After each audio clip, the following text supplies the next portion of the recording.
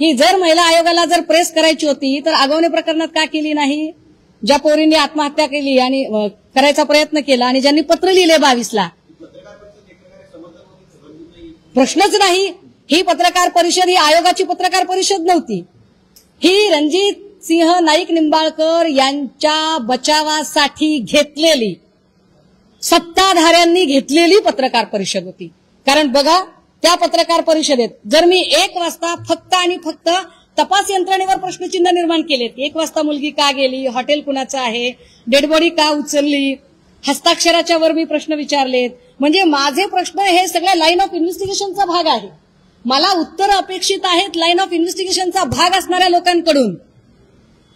आयोग तपास यंत्रणेचा भाग नाही, अजिबात नाही. हे आयोगाने मध्ये पडायचं कामच नाही. आयोगाला जिथं मध्ये पडायचं तिथं कुठे पडतोय आयोग? आता तिकडे ते काहीतरी नागपूरचं प्रकरण झालंय, पडावं त्याच्यात आयोगाने.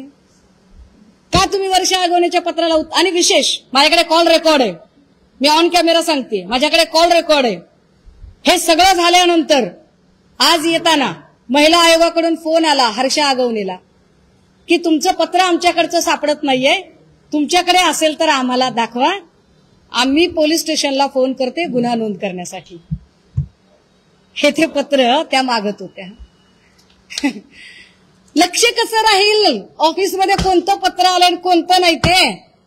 आयोगाला जर लक्ष द्यायचं असेल ना, तर आपल्या कार्यक्रमामध्ये जिथं आपल्या पक्षाचं चिन्ह आणि नेत्यांचं बॅनर लागतंय, तिथं जो लावणीचा प्रोग्राम झालाय तिकडे लक्ष द्या.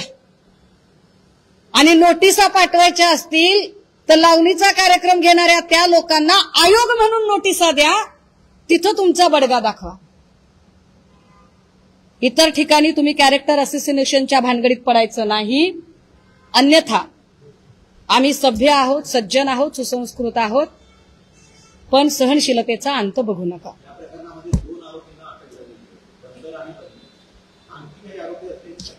माझं म्हणणं आहे की या प्रकरणामध्ये सरळ सरळ दिशाभूल केली जाते. माझं म्हणणं आहे की या प्रकरणामध्ये बनकर आणि बदने हे तर असतीलच, प्रश्नच नाही, पण दोघेच असतील ही शक्यता मला धुसर वाटते. मला याच्यापेक्षा जास्त लोक वाटतात आणि म्हणून मी म्हणते, आणि प्रश्न विचारणे माझा अधिकार आहे. मी शंका उपस्थित केल्यावर तुम्ही कसं काय माझ्यावरती मला धमकावता आणि माझ्यावर केसेस टाकायची भाषा करता? ही कोणती पद्धत आहे? मी म्हटलं का की नाईक निंबाळकरने खून केलाय?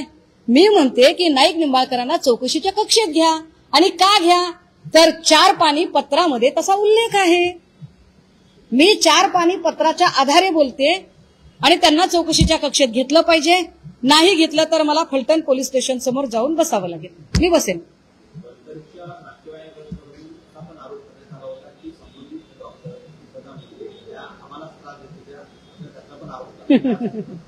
दादा, काल मी पत्रकार परिषद घेतली. कालच्या पत्रकार परिषदेनंतर माझ्याकडे अजून FIR आल्या. माझ्या कालच्या पत्रकार परिषदेनंतर पाचंगणेच्या एक दाम्पत्य पुढे आलं की त्यांच्या मुलीची पण आत्महत्या दाखवली गेली, त्यांना ती हत्या वाटते. किती प्रकरणं आहेत ही? एक प्रकरण आहे. मी काल नंदू ननावरेचं प्रकरण सांगितलं, धनंजय ननावरेचं प्रकरण सांगितलं, आम्ही किती केसेस सांगितल्या. तो तुषार खरात काय पत्रकार, त्याच्यावरही ही एक केस पडलेली होती. किती लोक आहेत अशी? आता ह्या सगळ्या लोकांचा आणि संपदा मुंडेंचा काय संबंध असेल बरं? आपण मुद्दा समजून घ्या. जसं परळीचं पोलीस स्टेशन छळछावणी झाली होती, तसंच फलटणचं पोलीस स्टेशन छळछावणी झाली आहे का याची चौकशी झाली पाहिजे. आणि जे स्थानिकचे पोलीस आहेत त्यांना बाजूला ठेवा. माननीय उच्च न्यायालयाने यामध्ये स्वतंत्र अशी चौकशी समिती नेमावी. मग तुम्ही तो तपास CBI, CID काय करायचे ते करा, पण स्थानिकच्या पोलिसांवर विश्वास नाही. आणि स्थानिकच्या पोलिसांनी दाखवलेले पुरावे जर सत्ताधारी पक्षाचा बचाव करण्यासाठी आयोगाच्या नावाखाली कुणी येऊन व्हॉट्सअप चॅट वगैरे आहेत असं दाखवत असेल, तर तुम्ही महिला आयोगाला काळीमा फासत आहात. तटकरेजी अशा लोकांना आवरा.